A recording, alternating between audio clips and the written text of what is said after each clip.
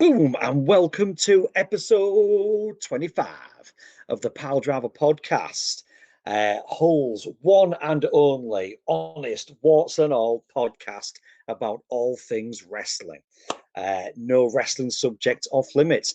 And tonight, myself and Devastating Dave Abbott and the Surgeon Gav Collingwood are going to talk about all things Wrestlemania. The build up to this year's Wrestlemania, why it's rumored to be over 2 nights, and what does Fastlane, tonight's pay-per-view on WWE Fastlane, what does it give us in terms of the run-up to WrestleMania? And we're also going to be looking at, thanks to our partner in crime, Devastating Dale Whitelaw, who has researched and done some information for us about the WrestleMania matches that never were. So we'll be looking at matches that could have and should have been, which potentially could have made for a better Mania during those years. So Gav, how are we doing? We're doing, which is great. And it's always a great platform to start on. It's like rolling a six in Snake and Ladders. So without further ado, let's go into it. Gav, we've got Fastlane tonight. What do we know about Fastlane? What is on tonight at Fastlane? And what does it potentially mean for the participants of WrestleMania?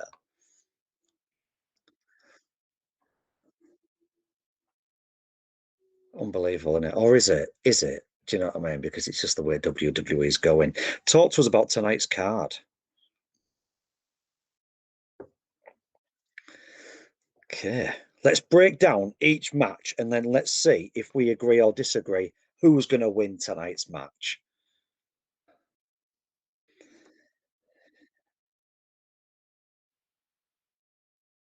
Let's do it.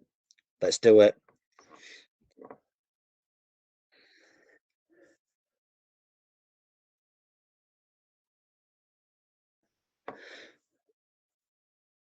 Okay, so we know that Sasha Banks and Bianca Belair. To be fair, Bianca Belair's impressed me.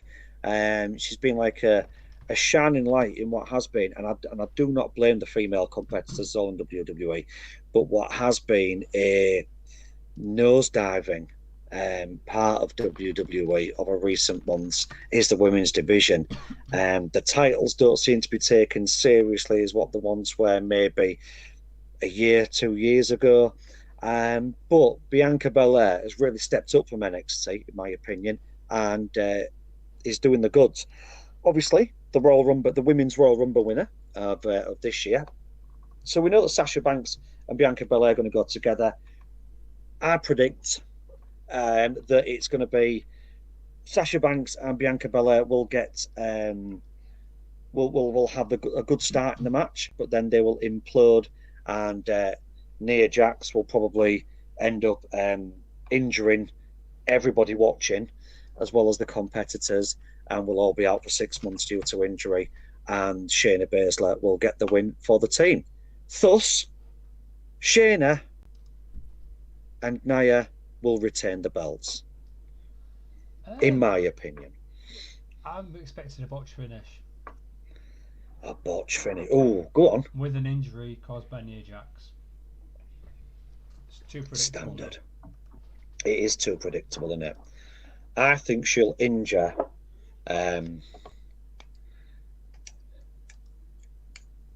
both. Everybody, ref, timekeeper, the lot, commentators, everybody. Do you know what I mean?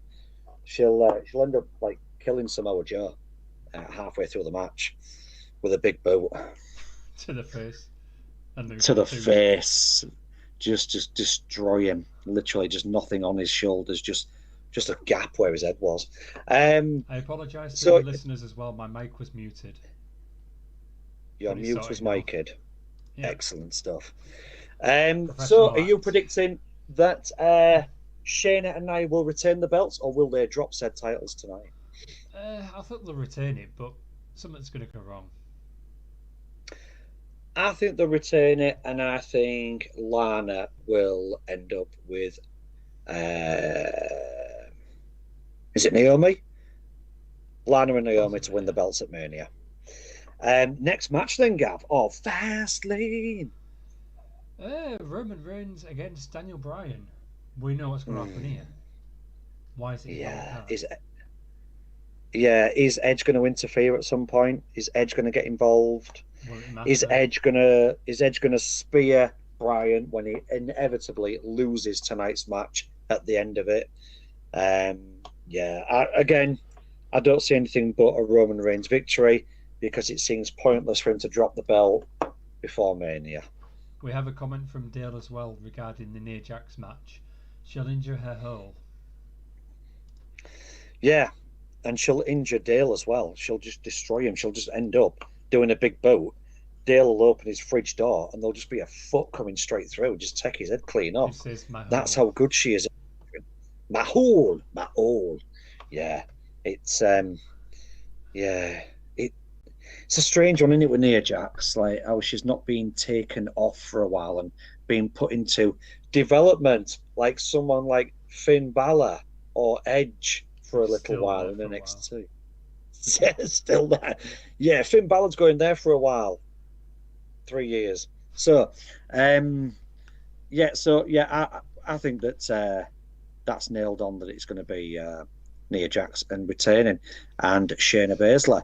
What else have we got, Guy? Big E against Apollo Crews for the Intercontinental Championship next, apparently. Do you know what? I haven't minded so much the build up to this. I like this new aggressive attitude of Apollo Crews because I do rate him as a wrestler. I think he's really good. I can see him eventually going to AEW or Impact. I just feel that's just the way it's going to go because I do think this guy's worthy of a decent push. I think I am going to go with Apollo Crews tonight just because I think he does have the momentum. And if he loses, where does he go from here? What does he push for next? So I'm going to go for an Apollo Crews win. What are you thinking? You expect a lot from Creative, but I think he will win because I think WWE have finally realised they screwed up massively getting rid of the New Day. And they're going to try and bring them back together for WrestleMania as a big pop. Yeah, do you know what? I can see that happening. So with that being said then, do you think Big E's going to have to drop the title to do that? He doesn't have to, but it'll be a big, he's come back thing if he does. Yeah. He's had his little... Yeah, I think so. Yeah, I mean, I can see Big E in a few years' time actually being going for the brass ring, going for the big time. Not the little one. It's like that big. No, just like this massive one that you put through like a gigantic bull's nose. So I would say that tonight Apollo Crews wins the bell, and do you know what? That's a good shout actually. Big E joining the New Day because it does seem a little bit empty, doesn't it, when there's just Kofi and Xavier Woods. So yeah, that's a good shout. Next one. Drew McIntyre against Sheamus with no holds barred. Yeah, do you know what? It's a filler match. Pointless match. Yeah, it's a filler match, isn't it? I totally agree with you. I'm really, really gutted for Drew McIntyre, although I do think he needs to really up his game on the mic. I do like him as a performer. And I think he really deserved to have a crowd pop when he won the title. And when he lost it and then retained and then won it back, again, he needed a crowd. Has that moment gone for him? I'm not too sure. Obviously, he's not going to be winning any gold, is he, or going for any gold at WrestleMania? That's the rumor is that maybe it is him and Bobby Lashley in it. I think at Mania this year, or the winner of this match fights Bobby Lashley. So it's a pointless match. Saying that, I do love Sheamus as a heel. I think he works far better as a heel than he does a face. But I can't see anything but a Drew McIntyre victory. What do you think? It'll be like a double nobody wins match or something stupid like that because they don't want to push one without ruining the other. Yeah, which is surprising, isn't it? Because once long ago there was rumours that Sheamus was going to be retiring due to persistent injuries.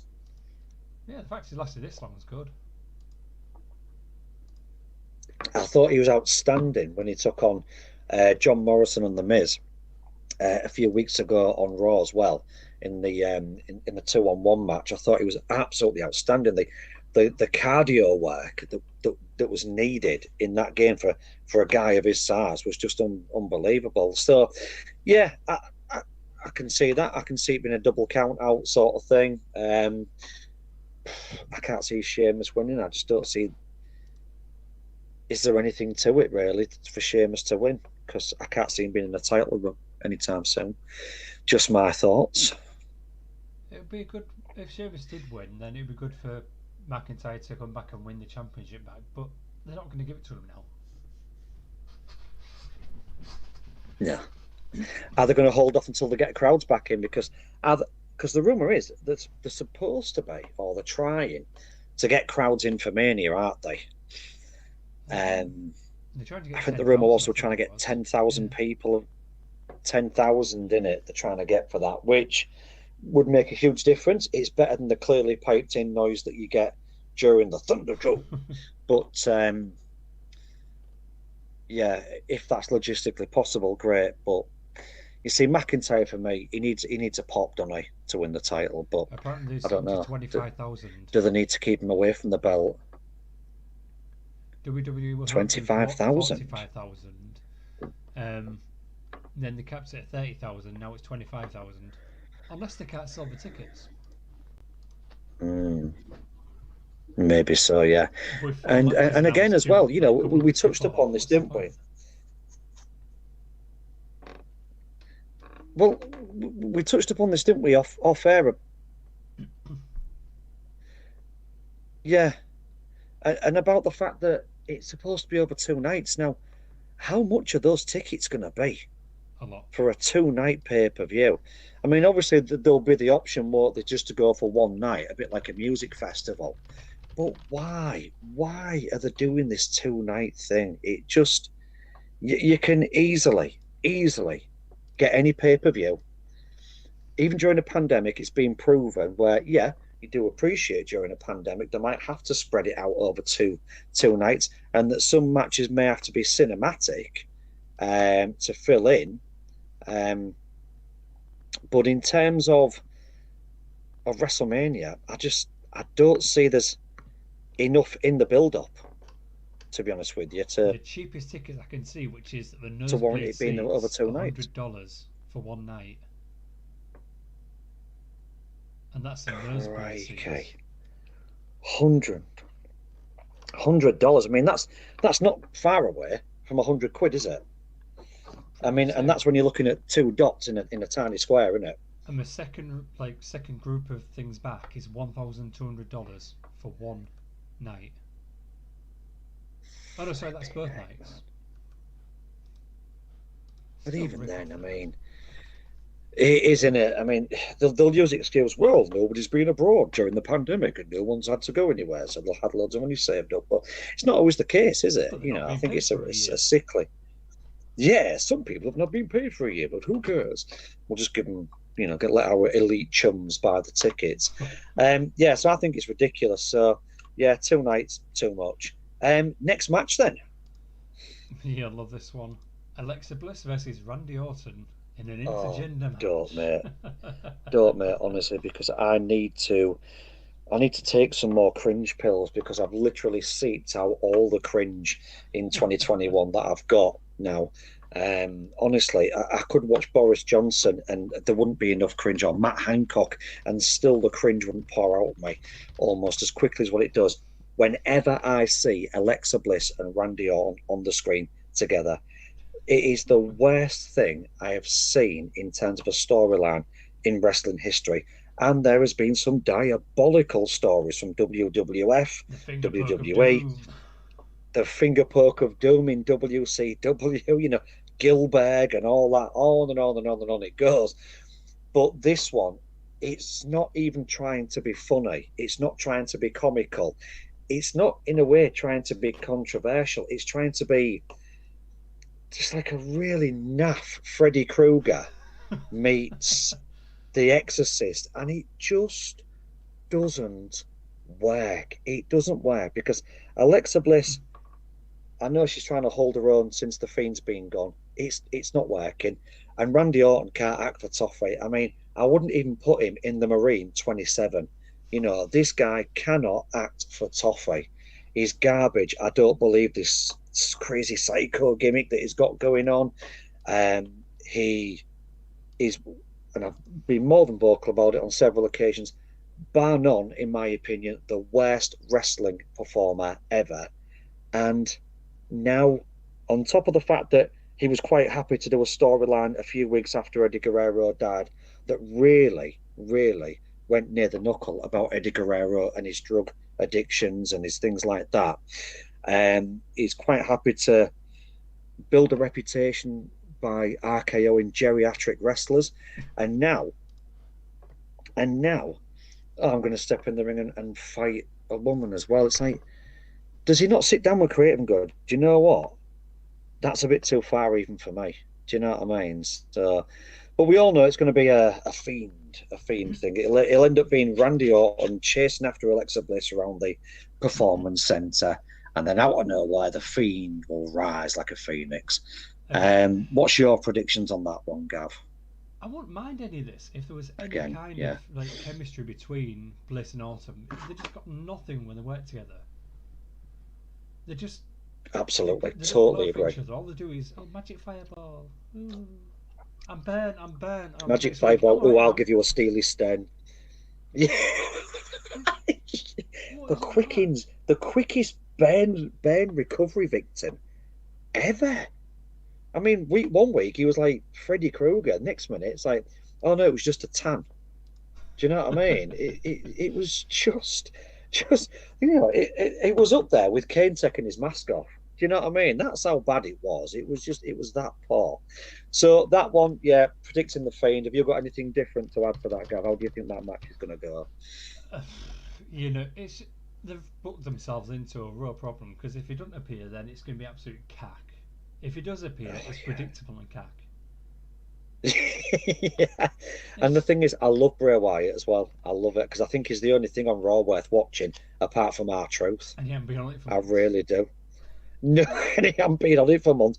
Honestly, I genuinely never thought I'd see the day where I'm more interested about the 24/7 championship than I am anything else in a 3-hour show. The PG Hardcore honestly. Championship. PG, I know. I mean, like, just R-Truth, he needs more airtime because it's the only thing that's entertaining on there. What's the next match we've got then, Gav? Another filler match. Shinsuke Nakamura against Seth Rollins. Yeah. Why? Okay. So Seth Rollins has come back as how he left. Come back heel as Seth Rollins. Yeah, Shinzy. It's a strange one, isn't it? Yeah, so Shinzy's now a face, which I prefer him as a face. You know, it would have made more sense. Yeah, but it would have made more sense, obviously, to keep Cesaro fit and have him fight in the match because I do predict that this year we will see Cesaro at some point become heavyweight champion on one of the brands. I think that is nailed on to happen after he has had a new contract with a significant pay increase. So I think they are going to give him a good push. And to be fair, about time, because that guy has just been mid-card, hasn't he, for most of his WWE career. So, yeah, I predict on that one, Seth Rollins is going to win. They're not going to make Seth Rollins look weak in his first pay-per-view back again. And then we're already to the end of the card. We've got Riddle against Mustafa Ali for the WWE United States Championship. Well, did you see the link that I sent you earlier? That they are going to be giving Retribution another big push. But the rumour is they might split the faction in two. Like a good side to them, like a face side and a heel side. Why? They were there to take down WWE. They were there to take down people who they're quite happy to take a monthly wage from. What a shambles. But we want to take you down, man. But don't forget to pay me, yeah? It would have been so great. And it could have been so great. Could have been a great faction. That Retribution. But you can't build up a faction and then have them lose in the first match. and then have them lose in the first. I think it was the first. Was it 2 or 3 weeks that they came out in singles competitions and lost? And getting kicked You out of know, the arena after blowing up the generator yeah. somehow. How powers the performance center? Oh yeah, the one generator that powers up a full wrestling performance center with pyrotechnics and screens and everything. I don't know if Yeah, that's well normal done, in America, creative. but in the UK we have mains electric Yeah, and that's three it. We have this phase. thing called and it's honestly, guys, you want to try it? It's really good. It works and stuff and It's like everything. sliced bread. You never realise how you live without it. Exactly. Yeah, exactly that. It's like the Piledriver Podcast. You'll never understand why your ears never got hold of it first. What is Do a you know what Sunday I mean? without it? What is a Sunday without it? A Some very people dull might say Sunday. Sunday dinner makes a Sunday. It's not. It's the Piledriver Podcast, and Oh it's here right. for you for no charge. And even if the generator goes down, don't worry, because like Gav says, we've got What mains no? electric, man. Oh no! Look, I think the power's gone off. Oh no! Oh no! Oh Oh, it's no! back again. Oh no! Oh no! Someone's kicked off my generator. Sorry, Oh, we got mains electric. We're all right. we've got mains electric. Oh, it's the future. So that's Fastlane. So in terms of that, then, do we see that the outcomes of any of those matches greatly shaping what we think is already going to happen at WrestleMania? No, nothing's gonna. It isn't, is it? We know that it's going to be Roman Reigns versus Edge at WrestleMania. Again, with Roman Reigns versus Edge, who do I think is going to win? I think it's pointless to have Edge win, if I'm being brutally honest.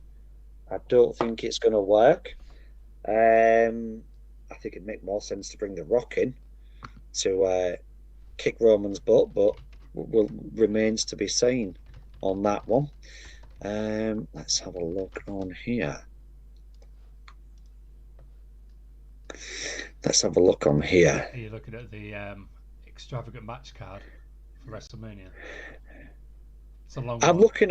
I'm looking at some comments from devastating Dale Whitelaw on here as well. So yeah, Dale's just certainly chipping in with his opinions on this as well, and also as well, we know it's going to be obviously Roman Reigns versus Edge. What's your thoughts on that one? Just a pointless match. You know that he's going to win. Yeah. It's a pointless match. This is meant to be the main event. But you know what's going to happen. It's meant to be like versus Spear. Yeah. And then It's meant to be like the jewel in the WWE crown. To punch you with. Sorry, but every time he does that, I think it's something else when he does that. Yeah, it's just wrong, isn't it? It's just it's meant to be PG. Yeah, it's supposed to be PG. What are you doing, Roman? Settle down. Feel good moment. Edge wins for the pop, says Dale. Yeah, maybe it could be a feel good moment. Then again, though, what do you do with Edge after WrestleMania? I just don't see where it's going to go from there onwards, to be honest with you. Bobby Lashley. I'm hoping Bobby Lashley retains the belt for a good while longer. He's going to retain it. Yeah. They built up this group Reigns so much, and then why did they get rid of them this quick? Well, I know it's WWE, but they're not even that thick, surely. No, I mean, like I said, they lose the tag belts as well on Raw. They lost the tag belts, didn't they? Did hurt business. And I don't know. I can see Bobby Lashley branching out on his own, because it has been rumored for a while that Vince is going to give Bobby Lashley a decent push. So I can see that going. Whether he stays heel or not, I'm not too sure. Dale says Reigns will butter up his fist and batter Paul Heyman. So we're thinking potential Reigns face turn there. Or what I've suspected all along, will Jay turn face? Like, it's all been a ploy all along for him to butter up his cousin and be his lackey. Is he going to screw his cousin over at Mania? Who knows? Or will his other cousin return and screw him over? Very true. Yes, very true. Yeah. The other Uso has been out injured for over a year now, isn't it? Yeah. So Mania, I don't know, it remains to be seen. Fastlane's obviously going to dictate a lot of what happens, but when you're not putting every single title on the line in the run-up to the jewel in the crown, which is WrestleMania, then I think you're dumbing down WrestleMania by not putting every title on the line at Fastlane. Just my opinion. We did not mention crown jewels on here. Crown jewels? You mean like the Saudi Arabia crown jewels? Yeah, that was amazing. Yeah, the Saudi Arabia. Yeah, like best match ever. Goldberg versus Bray, and then obviously the Goldberg jackhammer on the Undertaker that almost snapped the Undertaker in two inadvertently. Hey Gav, would you like to know some matches at WrestleManias that nearly happened but never did? I'd like to know what's happening at this year's WrestleMania, but yeah, I'll listen to them. 4 matches in 2 nights so far. Do we know what's happening at this year's Mania? We've got 4 What 4 matches have we got so far? Reigns Edge, we know about. Banks and Belair. Which are... Lashley, Drew McIntyre. Yeah. New Day against AJ and Omos. Yeah. Pointless match again. Although it would be nice to finally see Amos in a fight. Oh, it's been there for it. It's actually done anything. Yeah, New Day will retain, I think. No, not a great deal at all, has he? Just stood there going, "Come on, AJ, come on." Yeah. And that's really been about it, to be honest with you.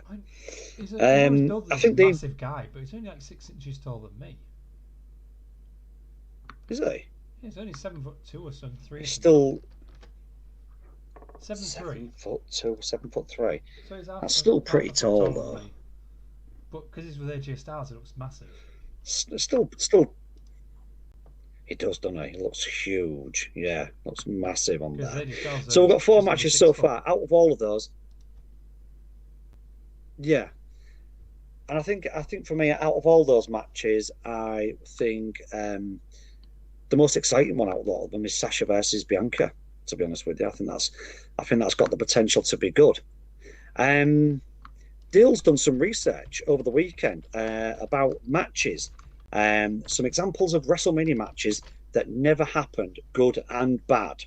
So as a quick rundown, WrestleMania 8 would have been Hogan versus Flair, but then it was cancelled. WrestleMania 13 would have been Bret versus Shawn, but Shawn lost his smile.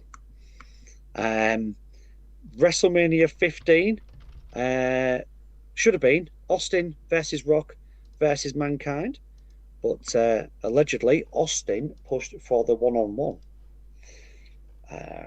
WrestleMania 16, Triple H versus Rock versus Big Show versus the Demogod Chris Jericho.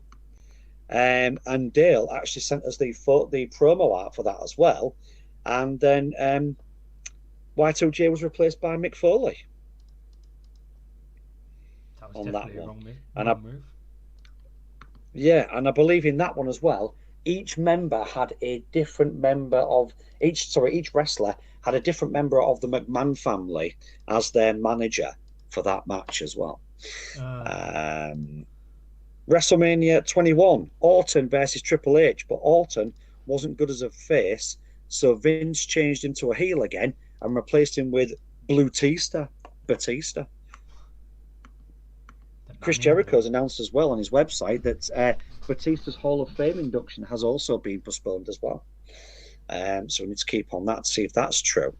WrestleMania 22 would have been HBK versus Eddie Guerrero, but obviously since that Eddie Guerrero passed before then, that match never came to fruition. Now, do you know what? That would have been hello. That would have been it would have been, wouldn't it?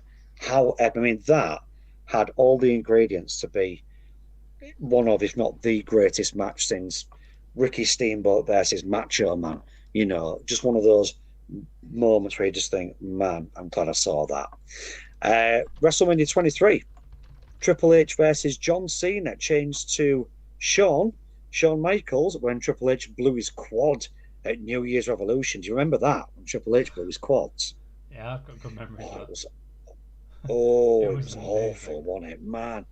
Oh, you could hear it as well. Pop. God. It's the biggest push he's ever done in his career. And WrestleMania 33 was supposed to be Shane O'Mac versus Brock Lesnar. But apparently Brock Lesnar refused to do it. And WrestleMania 2000, year 2000, Hardys versus Edge and Christian in a Hell in a Cell was pushed. Vince turned it down as he didn't want Jeff jumping off the cell, which he was obviously notorious for doing that.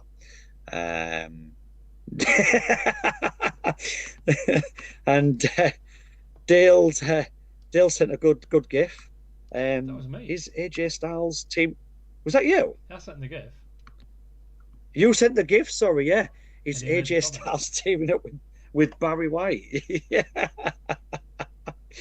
Oh man, do you know what? Amos's voice is so deep in it. Honestly, you could sack your bass player and just have him on stage, couldn't you? Do you know what I mean? It's just have him just doing the melody. It'd be fantastic. So there we are. There's some of the match. Now I found some others as well, Gab. You ready for some other WrestleMania rumours? I've got a quick 10 to fire at you. Are you ready? Go for it. Or was you born ready? Let's do this. So, Triple H versus Shawn Michaels would have happened at WrestleMania 17. However, in the build-up to it, Shawn Michaels was not in a good state. He turned up at a Raw taping in absolutely no condition to perform. He was sent home immediately, and the angle and the match was scrapped, and Triple H ended up facing The Undertaker. Now, this might shock you, this, Gav. So, you ready for this? Are you sat down? I'm definitely sat down. Got my chair. You sat down. Have you got your feet on the ground as well? Because just about. There were rumours that Triple H was originally booked to beat the Taker. But then they realised they were onto something with the streak. So they had Taker beat Triple H. Now, that's not like Triple H to go into WrestleMania and for no reason whatsoever beat somebody. And knowing he'll lose as well. He actually still went ahead. Yeah, and he still went ahead and still turned up. Next one, Hulk Hogan versus the Ultimate Warrior for WrestleMania 7. So obviously the first match was a year before, which is the title versus title match, Hogan being the champion versus the Intercontinental Champion, the Warrior. Face versus face match, and obviously Warrior ended up winning both belts. And it was supposed to be the rematch the following year. However, it didn't quite work out that way because as the Warrior was a financial disaster to the WWF as a champion, they decided to drop it. So anyway, the Gulf War came out. The Gulf War happened, and WWE obviously changed the feud between Hulk Hogan and Iraqi sympathizer Sergeant Slaughter. Very controversial at the time. The Rock versus Triple H, WrestleMania 2000, with Stone Cold Steve Austin sidelined due to Rikishi not putting his foot on the brakes. We would have had The Rock and Triple H, who were more than ready to carry the ball. Triple H really wanted to get into the title frame on a long-term basis, and obviously Austin was sidelined due to the neck injury.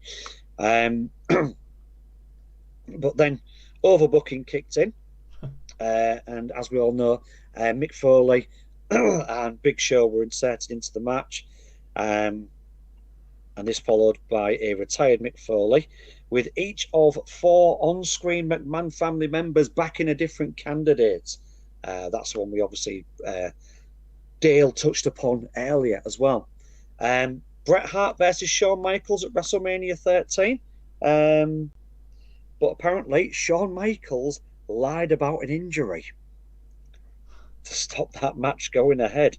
And they had to reshuffle things and ended up Sid Justice versus The Undertaker for the title on that one.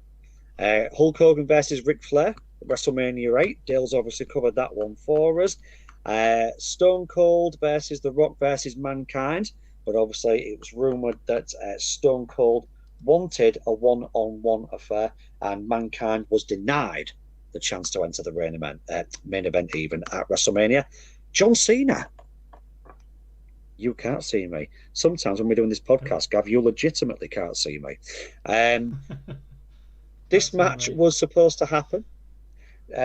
John Cena versus The Undertaker was supposed to happen at WrestleMania 30. Instead, we got The Undertaker versus Brock Lesnar, who did manage to end the streak. So it was supposedly going to be that Cena would end the streak. And it's interesting as well, if you ever watch snippets from the Brothers of Destruction documentary, both Kane and Undertaker wishes that had just left it to Roman Reigns to beat the streak on that one as well. Randy Orton versus Triple H at WrestleMania 21. Dale has already covered this one as well. And let's have a look on here. Oh, Gordon Bennett, the match we are never, ever going to see, sadly. The Undertaker versus Sting, WrestleMania 31. I just, for the life of me, don't know how this didn't happen. WWE had signed Sting, got him in a Legends contract, and obviously Sting pushing the game as well of the year, the 2K game that was coming out. But it was alleged that The Undertaker might not be up to doing the match due to injuries. So what they did instead, bizarrely, is they threw The Undertaker in a feud with Bray Wyatt, and then just stuck, we all know what happened to Sting. Sting versus Triple H, his one and only WrestleMania appearance. And what happened to Sting? Did Triple H let Sting have his crowning moment? Yeah, definitely. No. Of course. Yeah, definitely, said nobody with eyes. And instead, Triple H went crying to his daddy-in-law and said, please let me have my WrestleMania moment again. And obviously, it's been too long. I need another one. There's no belt or no storyline or nothing up for grabs. But give Sting, boss. Give Sting. So anyway, he ended up beating Sting, which it was just garbage. And again, it just adds to the portfolio of reasons why I just do not rate Triple H in or out of the wrestling ring. Just don't rate the guy in any way, shape, or form. He is definitely not what is good for business. And Bret Hart versus Stone Cold Steve Austin, WrestleMania 14. Now, we all remember the iconic moment where Stone Cold and Bret did fight at WrestleMania, with Stone Cold absolutely blooded and passing out to the sharpshooter. So WrestleMania 14. So it was planned obviously around, Shawn Michaels, Bret Hart. Shawn Michaels been accused of faking an injury to get out of the previous WrestleMania. And this turned into real life bad blood apparently between Bret Hart and Shawn Michaels. And WWE lapped on this and used it as part of the show as well. And done that Bret, before, have they? No, it's not like them to exploit anything at all. If anybody remembers Eddie Guerrero or anybody like that. And the newly formed Hart Foundation, who were heels in the United States but were loved everywhere else in the world, were also feuding with Stone Cold. The ultimate plan being for Austin to topple the then WWF champion, Bret the Hitman Hart, at WrestleMania 14. But in the meantime, Hart needed to settle things with Shawn Michaels, and the stage was set for the confrontation at Survivor Series 97, which happened to take place in Montreal. And for all you boys and girls out there who know about Bret Hart and Shawn Michaels in Montreal, what do we think happened at Survivor Series Montreal? Not much. It's an average Not pay-per-view. much. Just average pay-per-view. Just the guy who ran the company getting spat in the face at. Some sort of screw job went down anyway, and then the guy who lost the match but didn't lose the match lost the belt, and then he was doing air writing of WCW. So Bret Hart obviously got screwed over in Montreal. This is why It's probably not the safest place for Shawn Michaels to take a leisurely stroll. He's anywhere in Canada. And Bret Hart left for WCW, and we all know how that turned out. Therefore, the Austin versus Hart WrestleMania 14 showdown never was. And they replaced it with Austin versus Michaels instead, which, to be fair, wasn't a bad match. Wasn't a bad match at all. And if anybody remembers that, can you remember who the guest referee was in that match, Gav? Not a clue. Only WWE could get jailbird Mike Tyson as the guest referee. Only WWE could get Mike Tyson, who was with DX and then took his shirt off at the end of it and ended up siding with Austin for a quick pin on Michaels. So there we are. So these are our thoughts and feelings and opinions on Fastlane, on what's happened thus far to lead us up to Fastlane, what we predict to happen at WrestleMania, and the WrestleMania matches that could have but never were. And I've got our weekly joke as well, all prepared. This is the highlight of the podcast, Gav. Talk to me, Ghost. It's a news headline, really. Hulk Hogan and Titus O'Neil announces WrestleMania 37 hosts. I know. Can you believe that? It's just like is back. Hulkamania is back with that wrestling legend that is Titus O'Neil. Now, Titus does a lot of great things for charity outside of the world of wrestling, but I think the greatest thing he ever did was wind Vince McMahon up live on Raw when he grabbed him by the arm when he was walking past him. Have you ever seen that? Titus O'Neil grabs Vince McMahon. Fired? It was just incredible, wasn't it? And I'll tell you what, did Titus O'Neil get buried or what after that? Worth it.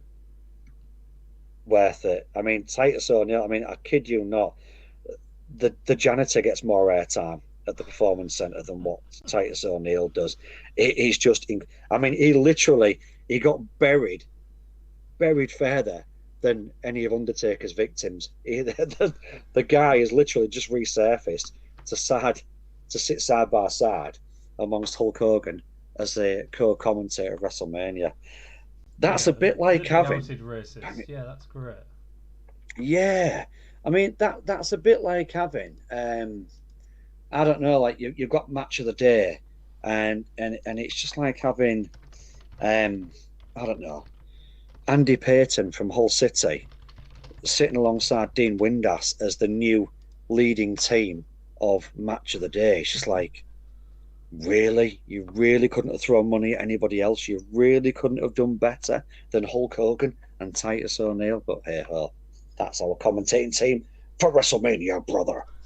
So there we are. Gav, you wanted to do a little bit of reflection on last year's WrestleMania. What were your highlights and lowlights of last year's Mania?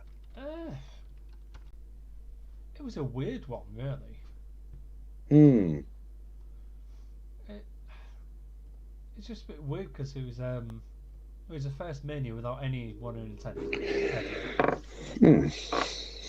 The match, the card wasn't really that good. It was big, but they could do. But like, we got the longest match was Edge against Orton. Yeah, which, it surprised me. Orton did a little bit more than what I expected him to.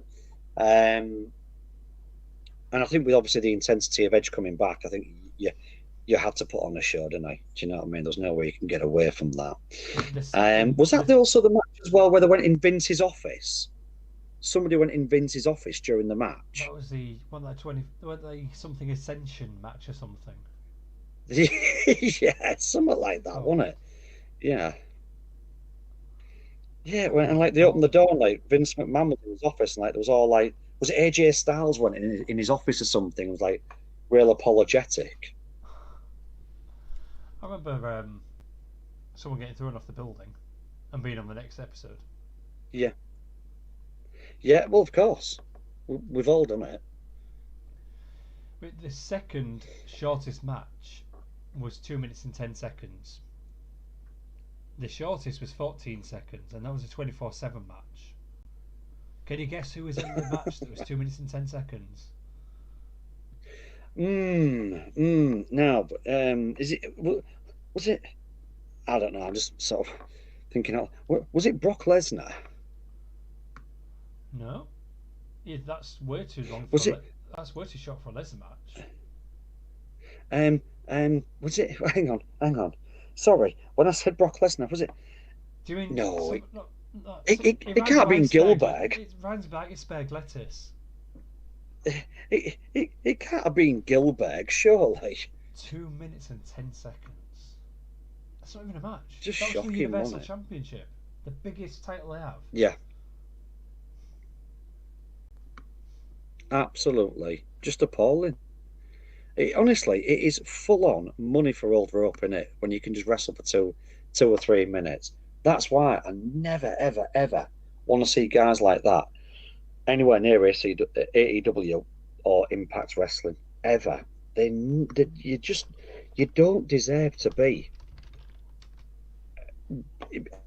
anywhere if that's all you can do, or if that's all you're willing to do as well. You know, it's just shocking. I remember that WrestleMania, though, for me, the highlight of that, I think, was the women's title match. Because I think that was another one that was just crazy, wasn't it? It was just like all over the place.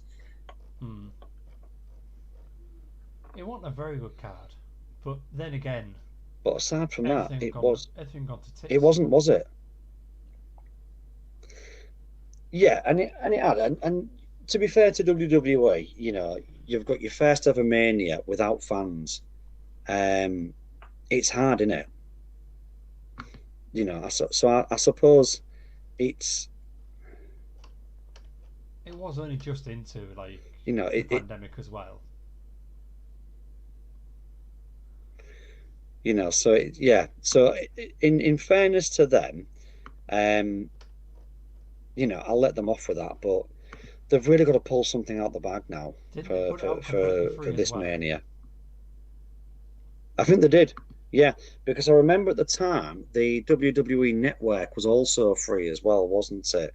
At that time, for so long, so yeah, so I can see why that would that would throw them off a little bit.